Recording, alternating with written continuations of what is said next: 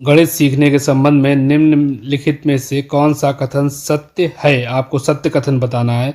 A option, गणित सीखने के लिए कठिन विषय है।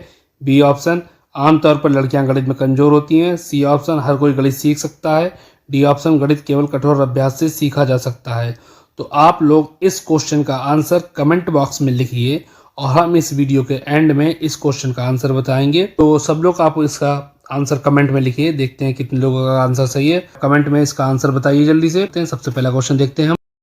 निम्नलिखित में से कौन सा गणितीय प्रक्रम नहीं है? मानस दर्शन, ऑप्शन ए आपके पास है मानस दर्शन, बी है कंठस्थ करना, सी आकलन करना, और डी है आपका पक्षांतरण। तो देखिए, आपका मानस दर्शन हो सकता है, आकलन तो होता है गणित में, पक्षांतरण भी होता है, कंठस्थ करना नहीं, रटना नहीं होता। कंठस्थ यानी रटना, तो रटना जो गणित तो हो ही नहीं सकती, क्योंकि गणित एक समझने वाला सब्जेक्ट, तो ये यही वाला ऑप्शन आपका गलत होगा। निम्नलिखित में से कौन सा कथन संकल्पना मानचित्र के बारे में सत्य नहीं है? आपसे कह रहा है निम्नलिखित में कौन सा कथन जो है संकल्पना मानचित्र के बारे में सत्य नहीं। मानचित्र की बात हो रही है यहाँ पे। तो संकल्पना मानचित्र अंतः संबंधित, क्या कह रहा है? संकल्पना मानचित्र अंतः संबंधित अवधारणाओं और उन्हें जोड़ने वाले लिंक का संग्रह प्रस्तुत करते हैं। जैसे आपने ग्लोब देखा होगा, ग्लोब में आपको भारत का नक्शा होगा, आपसे पूछ लिया जाता हो कि इसमें बताइए भारत की राजधानी का, तो आप ऐसी तो बताते हैं यहाँ पे साइन बना के, ये भारत की राजधानी है। तो आपको वहाँ पे अंत अवधारणाओं और उन्हें जोड़ने वाले लिंक ही तो प्रस्तुत करने होते, तो यानी यही वो कहता है। और बी ऑप्शन है, संकल्पना मानचित्र केवल शिक्षकों द्वारा बनाया जाना चाहिए। भाई केवल शिक्षक कह रहा है तो ये थोड़ा डाउट लग रहा है, आगे और भी ऑप्शन पढ़ेंगे। संकल्पना मानचित्र प्रकृति में पदानुक्रमित है, यानी प्रकृति नेचर में पदानुक्रमित है। भाई आप नेचर के हिसाब से तो बताते हैं कहाँ पे कौन सी चीज़ है, मतलब ईस्ट में है, वेस्ट में, नॉर्थ में, साउथ में है, कौन से खनिज कहाँ पे हैं। जब आपने ग्लोब भरा होगा 9th 10th 11th 12th में ग्लोब आता था ज्योग्राफी में। और डी ऑप्शन आपसे कह रहा है संकल्पना मानचित्र नए शिक्षण को पूर्व ज्ञान से जोड़ने में सहायक है। तो ये तो ज़रूरी है, नया शिक्षण जो होगा पूर्व ज्ञान से ही तो जोड़ा जाएगा। तो जैसे आपका टीचर जब ज्योग्राफी पढ़ाता था तो पुरानी बातें तो सही तो नई बातें आपको बताता था। तो ये वाला जो ऑप्शन है बी वाला, यही आपका गड़बड़ लग रहा है, क्योंकि संकल्पना मानचित्र केवल शिक्षकों द्वारा बनाया जाना चाहिए, नहीं भाई स्टूडेंट भी तो बनाएंगे। तो ये वाला ऑप्शन आपका सही होगा, क्योंकि इसमें सत्य नहीं है। आपसे इसमें पूछा था कौन सा कथन सत्य नहीं है, तो बी वाला क्वेश्चन आपका कथन जो है वो सत्य नहीं है। कि एक शिक्षक को गणित की कक्षा में बच्चों के लिए विषम समूह को कैसे संभालना चाहिए। मतलब एक शिक्षक को गणित कक्षा में बच्चों के लिए विषम समूह मतलब विषम समूह की बात ये होगी कि कोई बच्चा आपका होशियार होगा, टॉपर होगा, कोई आपका बच्चा औसत होगा मतलब एवरेज होगा, कोई बच्चा आपका कमज़ोर होगा, तो उनको कैसे विषम समूह इस तरह से बनता है, तो उनको कैसे संभालना चाहिए। आप ही अगर टीचर हैं और आपको क्लास दे दी जाए तो आपकी क्लास में कोई होशियार बच्चा होगा और कोई बच्चा कमज़ोर होगा, कोई बहुत ही डल बच्चा होगा, यानी कि अल्प बुद्धि होगा, तीव्र बुद्धि होगा, तीक्ष्ण बुद्धि होगा, मंद बुद्धि होगा, तो आप उसको कैसे संभालेंगे, तो उसके बारे में आपसे पूछ रहा है। तो एक ही क्षमता, ऑप्शन ये है, एक ही क्षमता वाले बच्चों को एक साथ समूहित रखकर और उनकी क्षमता के अनुसार प्रश्न देकर, यानी कि एक ही जैसे होशियार बच्चों को आप ध्यान देंगे और कमज़ोर बच्चों को ध्यान नहीं देंगे, तो ऐसा तो आप कर नहीं सकते भाई, क्योंकि सबको आपको बराबर ध्यान देना पड़ेगा। एक ही कक्षा में सभी बच्चों को एक साथ समूहित रखकर, तो ये वाला कुछ सही लग रहा है कि एक ही कक्षा में हम सारे बच्चों को एक साथ समूहित रखकर पढ़ा सकते हैं, यानी कि शिक्षण हम कर सकते हैं। तो ये थोड़ा सा हमको कहीं ना कहीं सही लग रहा है। और आगे देखते हैं क्या कह रहा है आपसा। अलग अलग क्षमता वाले बच्चों को एक साथ समूहित रखकर ताकि वे एक दूसरे से सीख सके, ये तो ज़्यादा अच्छा लग रहा है। अच्छा, बी वाले में क्या था, एक ही कक्षा में सभी बच्चों को समूहित रखकर एक ही कक्षा में सारे बच्चों को, तो वो तो थोड़ा अलग। लेकिन इसमें क्या है सी वाले में कि अलग अलग क्षमताओं वाले बच्चों को, मतलब जो आपका बच्चा होशियार है, अलग अलग क्षमताएं, यानी किसी की अलग क्षमता होगी, कोई होशियार होगा, कमज़ोर होगा, कोई किसी चीज़ में रुचि रखता होगा, कोई किसी चीज़ में रुचि रखता होगा, कोई पढ़ने में होशियार होगा, कोई संगीत में होशियार होगा, कोई खेल कूद में होगा आगे। तो बच्चों को एक साथ समूहित रखकर, यानी उन सारे बच्चों को एक साथ उनका समूह बनाया जाए ताकि वे एक दूसरे से सीख सके। बिल्कुल सही बात है भाई, होशियार बच्चा जिसको संगीत पसंद होगा उससे संगीत वाले से सीख सकता है, संगीत वाला होशियार बच्चे से सीख सकता है, जो खेल कूद में रुचि रखता है तो वो भी एक दूसरे को सिखा सकते हैं। बच्चे भाई सीखना जो है, अधिगम जो है वो आपकी बूम टू ट्रूम होती है ना, गर्भ से कब्र तक, ये सी वाला ऑप्शन ज़्यादा सही लग रहा है। चलिए डी वाला ही पढ़ लें कि कम क्षमता वाले बच्चों को जटिल प्रश्न गृह कार्य के रूप में देकर। देखिए अगर आप भी टीचर हैं तो क्या आप चाहेंगे कि आप बच्चों को गृह कार्य जटिल क्वेश्चन दें? अगर मान लीजिए आप भी कहीं कोचिंग पढ़ते हैं, पढ़ाई करते हैं, तो अगर आपको टीचर कठिन क्वेश्चन दे दे तो भाई दूसरे दिन आप पढ़ने ही नहीं जाएंगे, क्योंकि कठिन क्वेश्चन तो आप सबसे पहले दे ही नहीं सकते। तो ये सी ऑप्शन इसका बिल्कुल सही आंसर है। नेक्स्ट क्वेश्चन आपसे कह रहा है निम्नलिखित में से किसे संरचनात्मक यानी रचनावादी गणितीय कक्षा कक्ष का लक्षण नहीं माना जाता है? ये आपसे कह रहा है प्राथमिक स्तर पर आकलन के लिए विषय परक प्रकार की परीक्षा का उपयोग करना। मतलब प्राइमरी लेवल पर जो आपके सब्जेक्टिव होता है, विषय परक जो होता है, सब्जेक्ट के ऊपर आपका एग्ज़ाम का आयोजन किया जाए तो संरचनात्मक हो सकती है। भाई एग्ज़ाम अगर कराओगे तो उसमें संरचना क्या है? वही प्राइमरी लेवल पे बच्चा फर्स्ट क्लास में उसका तुरंत एग्ज़ाम करा दिया तो उसकी संरचना, उसकी रचना उसवादी कहाँ से हुई? सोच उससे रचनावादी तो सोच हो नहीं भाई। तो ये थोड़ा डाउट लग रहा है। बी आपसे कह रहा है गणित और दूसरे पाठ्येतर क्षेत्रों के बीच संबंधों को उजागर किया जाता है। ये तो सही है, ये हो सकता है क्योंकि एक दूसरे सब्जेक्ट को आप उसके संबंधों, रिलेशन को उजागर कर सकते हैं। जैसे मैथ में कहीं कहीं पे डायग्राम वायग्राम बना होगा, कोई चीज़ आ गई तो उसको आप हिंदी से जोड़ सकते हैं, इंग्लिश से जोड़ सकते हैं, आप ईवीएस से जोड़ सकते हैं, अलग अलग टॉपिक है तो आप उन सब्जेक्टों को कहीं ना कहीं कनेक्ट कर सकते हैं, उनके बीच में रिलेशन बना सकते हैं। और सी आपका कह रहा है गणित के अधिगम में भाषा और संवादों की भूमिका पर उचित ध्यान दिया जाता है। भाषा यानी कि लैंग्वेज और संवाद की बात को उचित ध्यान दिया जाता है, बिल्कुल सही ध्यान दिया जाता है कि बच्चा अगर आप टेबल लर्न करा तो सही से वो बोल पा रहा है, सही से लर्न कर ले रहा है, यानी प्लस माइनस अगर आपको सिखा रहे हैं तो वो सही से कर पा रहा है कि नहीं कर पा रहा है, ये भी तो आपको ध्यान देंगे अगर आप टीचर बनेंगे जाके। और डी ऑप्शन आपसे कह रहा है अध्यापक स्वीकार करता है कि दी गई अन्योन क्रिया को विभिन्न विद्यार्थियों अलग अलग प्रकार से समझ सकते हैं। तो ये तो अध्यापक करता है ये कि अलग अलग प्रकार से समझ सकते हैं। तो यहाँ आपका ए ऑप्शन जो था वही थोड़ा गड़बड़ लग रहा था कि प्राथमिक स्तर पर आकलन के लिए विषय परक प्रकार की परीक्षा का उपयोग किया जाता है, यही आपका ऑप्शन सही नहीं है। पियाजे के प्रस्ताव के अनुसार, यानी पियाजे, इसमें आपसे पियाजे बात कर, पियाजे के प्रस्ताव के अनुसार माप मतलब मेजरमेंट हो रहा है में विभिन्न भौतिक राशियों के संरक्षण की योग्यता के विषय में सही कथन आपको पहचानना है। अब यहाँ पे आपसे माप की बात कर रहा है। पहला है आयतन के संरक्षण की समझ द्रव्यमान के संरक्षण से पहले आती है, यानी आयतन आप पहले सीखते हैं और द्रव्यमान बाद में सीखते हैं। चलिए, भार के संरक्षण की समझ संख्याओं के संरक्षण से पहले आती है। इसमें कह रहा है कि भार आप पहले सीखते हैं और संख्याएं आप बाद में सीखते हैं। इसमें कह रहा है सी वाले में लंबाई के संरक्षण की समझ संख्याओं के संरक्षण से पहले आती है। इट मीन्स लंबाई आप पहले सीखेंगे और संख्याओं को आप बाद में सीखेंगे।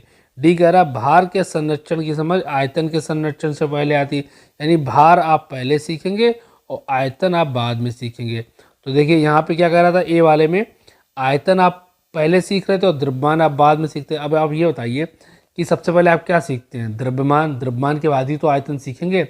पहले हम द्रव्यमान निकालेंगे, द्रव्यमान आपका 1 डायमेंशन हो गया और आयतन आपका 3 डायमेंशन हो गया, तो पहले आप 1 डायमेंशन निकालेंगे और बाद में तो 3 डायमेंशन सीखेंगे। लेकिन ए में क्या कह रहा था, आयतन के संरक्षण की समझ द्रव्यमान के संरक्षण से पहले आती। तो भैया आयतन द्रव्यमान से पहले तो नहीं आएगा, पहले आप द्रव्यमान सीखेंगे उसके बाद आयतन सीखेंगे। स्टेप बाय स्टेप होता है ना, एकदम से थोड़ी हो जाएगा। दूसरा बी क्या कह रहा है, भार के संरक्षण की समझ। भाई भार आप पहले सीखेंगे, पहले संख्या, सबसे पहले संख्याओं का संरक्षण होगा, सबसे पहले संख्याएं होंगी ना, संख्याओं के बाद ही तो भार का नंबर आएगा। पहले बच्चों को नंबर सिखाएंगे 0 1 2 3 4, उसके बाद ही तो संख्या हम वेट बता पाएंगे बच्चों को कि ये कितने केजी का है, ये कितने ग्राम का होगा। तो ये भी ऑप्शन आपका गलत हो जाएगा क्योंकि भार पहले नहीं आएगा, पहले संख्या आएंगी। अच्छा, इसमें कह रहा है लंबाई का संरक्षण पहले। वही बात है, पहले आप संख्याएं सिखाओ, उसको 0 से लेकर सारी संख्याएं बताओ। ठीक, संख्याओं के बाद में तो लंबाई नाप पाएगा, फिर वो लंबाई जोड़ पाएगा कि कितने सेंटीमीटर कितने मीटर हो गया। ठीक, ये क्या कह रहा है, भार के संरक्षण समझ आयतन के संरक्षण। हाँ बिल्कुल सही है, भार के संरक्षण। तो ये तीन आपके नहीं थे, यही वाला आपका सही था। इसमें आपसे कह रहा था भार के संरक्षण की समझ आयतन के संरक्षण से पहले आती है। डी ऑप्शन आपका बिल्कुल सही है। नेक्स्ट क्वेश्चन आपसे, निम्नलिखित में से कौन सा क्रियाकलाप बच्चों में अधिक त्रिविम मतलब होता है 3 डायमेंशन, त्रिविम को हम 3 डायमेंशन बोलते हैं, समझ को विकसित करने के लिए अधिक उपयुक्त है। तो उसमें से कौन सा क्रियाकलाप जो है वो बच्चों के अंदर त्रिविम समझ मतलब 3 डायमेंशन की समझ जो है बच्चों के अंदर विकसित करने के लिए अधिक उपयुक्त हो? तो ए चंद्रमा के उदय होने का समय। भाई चंद्रमा के उदय होने से समय वो क्या सीखेगा, चंद्रमा का समय सीखेगा, वो तो यहाँ से टाइम उसके पता लग रहा है, तो त्रिविम तो पता नहीं लग रहा, तो ये तो हो नहीं सकता। बी ऑप्शन है संख्याओं को संख्या रेखा पर निरूपित करना है, वो संख्या सीखेगा ना, उससे त्रिविम मतलब 3 डायमेंशन। अच्छा आप लोगों को 3 डायमेंशन नहीं पता तो हम बता दें, 3 डायमेंशन होता है जैसे कोई भी आकृति है उसमें इस तरह की एक्स एक्सिस, वाई एक्सिस और जेड एक्सिस 3 डायमेंशन हो गई, इसमें 3 विमाएँ हो गई, मतलब 3 दिशाएं हो गई। इन सब के बीच में 90 डिग्री का कोण बनता है, 90 होता है, 90 होता है, 90 होता है। ये आपका 12th क्लास का जो कोऑर्डिनेट ज्योमेट्री का टॉपिक है त्रिविम वाला, तो उसमें बताया जाता है 12th क्लास में। बीएससी में भी, एमएससी में भी काफ़ी कुछ है, तो ये 3 डायमेंशन वहाँ से होता है, तो ये 3 डायमेंशन ऐसे होता है। तो ए तो था नहीं, बी था नहीं, सी वाले पे आए। बोतल के ऊपरी दृश्य को चित्रित करना, ये हो सकता है। मानचित्र पर शहरों का स्थान निर्धारित करना, भाई मानचित्र पर शहरों का स्थान निर्धारित करोगे तो उससे ज्योग्राफी यानी भूगोल की नॉलेज होगी ना, तो बचा क्या सी वाला, ये आपका सही है। नेक्स्ट क्वेश्चन, अनुपात और समानुपात प्रत्यय को समझने के लिए अनुपातिक विवेचन की भूमिका को उजागर किया था। पहला है जॉल्टन डाइनस, बी जीन पियाजे, सी वाइगोस्की और डी आपका वैन हीले। तो अनुपात और समानुपात में जिन पियाजे ने विवेचन की भूमिका को उजागर किया था। नेक्स्ट क्वेश्चन आपसे कह रहा निम्नलिखित कथनों को पढ़िए। तो पहला कथन है अभिग्रहित प्रस्ताव है जिन्हें मान लिया जाता है, अभिग्रहित विशेष प्रमेय है, अभिग्रहित परिभाषाएं हैं, अभिग्रहित को सिद्ध करने पर वह प्रमेय बन जाता है। तो इसमें देखिए आपके नीचे 4 ऑप्शन है, ए बी सी डी। तो आपका ए बी सी डी, ए में आपसे कह रहा है ए और डी दोनों सही होंगे, ठीक। बी में कह रहा है ओनली बी सही है, सी में कह रहा है ओनली ए सही है, डी में कह रहा है ए और सी दोनों सही हैं। तो आपने यहाँ पे 4 ऑप्शन पढ़े हैं। पहला है अभिग्रहित प्रस्ताव है जिन्हें मान लिया जाता है, भाई ये तो सही है, अभिग्रहित प्रस्ताव होते हैं जिन्हें मान लिया जाता है। अभिग्रहित विशेष प्रमेय है, नहीं विशेष प्रमेय है ही नहीं। अभिग्रहित परिभाषाएं भी नहीं है, अभिग्रहित को सिद्ध करने पर वह प्रमेय बन जाते नहीं है, तो इसका ए ऑप्शन होगा, बिल्कुल सही होगा, ओनली ए इसका सही है, सी ऑप्शन सी सही हो जाएगा। तो देखिए अभिग्रहित जो होते हैं वो एग्जाम्स होती हैं, आप जो इंग्लिश मीडियम वाले बच्चे होंगे वो जानते होंगे एग्जाम्स होती हैं। तो एग्जाम्स क्या होती हैं मैथ्स में, एग्जाम होती है प्रस्ताव जिन्हें मान लिया जाता है, ये ज्योमेट्री से रिलेटेड होती हैं, एग्जाम्स होती हैं। अगर आपने 9th और 10th की बुक्स देखी होगी एनसीईआरटी की, तो उसमें ज्योमेट्री में कुछ एग्जाम्स होती हैं, तो वो एग्जाम्स को मान लिया जाता है, उनमें कुछ ज़्यादा रॉकेट साइंस नहीं होता, और जो लिखी होती है उनको सीधे सीधे मान लिया जाता है, प्रूविंग वूविंग होती। तो ये 9th और 10th की एनसीईआरटी की बुक्स में एग्जाम्स हैं, इसको हम अभिग्रहित बोलते हैं हिंदी में। नेक्स्ट क्वेश्चन है वॉन हेले के स्तर जिस विकास की अवस्थाओं का संकेतन करते हैं, भाई स्थानीय मान, भिन्न संख्या का संकल्पना। तो वॉन हेले जो है ज्यामिति चिंतन की अवस्थाओं का संकेतन करते हैं, तो इसका ऑप्शन बी आपका सही हो जाएगा। नेक्स्ट आपसे कह रहा है निम्नलिखित में से क्या प्रारंभिक संख्या संकल्पना से संबंधित नहीं है, भाई वर्ग समावेशन, संरक्षण, वर्गीकरण तो आ सकता, मापन नहीं आता। मापन हो गया मेजरमेंट, मापन क्या होगा, मेजरमेंट हो गया, ये फिजिक्स का टॉपिक होता है। संख्या, प्रारंभिक संख्या यानी कि जो आप बेसिक स्टार्टिंग में नंबर सिखाएंगे बच्चों को 0 1 2 3 4 5 6 7 8 9 10, तो प्रारंभिक संख्या यानी सम विषम संख्याएं होंगे आपकी, भाज्यभाज्य संख्या, तो उसमें मापन यानी मेजरमेंट का कोई काम नहीं होता है, तो ये आपको बता रहे हैं। संख्यांक और संख्या के विषय में निम्नलिखित में से कौन सा कथन सही है। अब देखिए संख्या तो आपको पता है नंबर होता है, ठीक है, नंबर जैसे 1 हो गया, 2 हो गया, 3, ये संख्या हो गई। और संख्यांक क्या हो गया, संख्यांक हो गया इन संख्या को आप जैसे निरूपित कर रहे हैं, तो ये कौन से, ये आप मैथमेटिकल वे में निरूपित कर रहे हैं, यानी संख्या को ऐसे लिख दिया। अब कह रहा है कि ए ऑप्शन है संख्यांक एक प्रतीक है जिसे संख्या को प्रदर्शित करने के लिए प्रयोग किया जाता है, बिल्कुल सही बात है भाई। संख्या जैसे संख्या आपकी क्या हो गई, 1 2 3 4 हो गई, 1 2 3 4 को अंकों में लिखिए, तो संख्यांक हो गया जो हम अंकों में लिख रहे हैं, जैसे 1 2 3। अब कह रहा है संख्यांक यानी कि संख्या को रोमन नंबर में लिखे, तो रोमन नंबर वैसे 1 2 3 ऐसी तो लिखेंगे, ये आपके रोमन नंबर हो गए, तो ये संख्यांक हो गया। संख्यांक यानी ये भी संख्यांक है, ये रोमन नंबर का संख्यांक हो गया। और अगर आपसे कह दे कि इसी संख्या को आप हिंदी में लिखिए, तो पहले से पुराने ज़माने में जब पहले पढ़ाई होती थी, जब हम लोग बाबा दादी लोग पढ़ते थे, का खा गा वो लोगों ने ऐसे पढ़ा था, का खा गा के रूप में, जो आपके बीजीय व्यंजक होते हैं वो का खा के रूप में उन्होंने पढ़ा था, तो ये भी संख्यांक हो गया, ठीक है ना।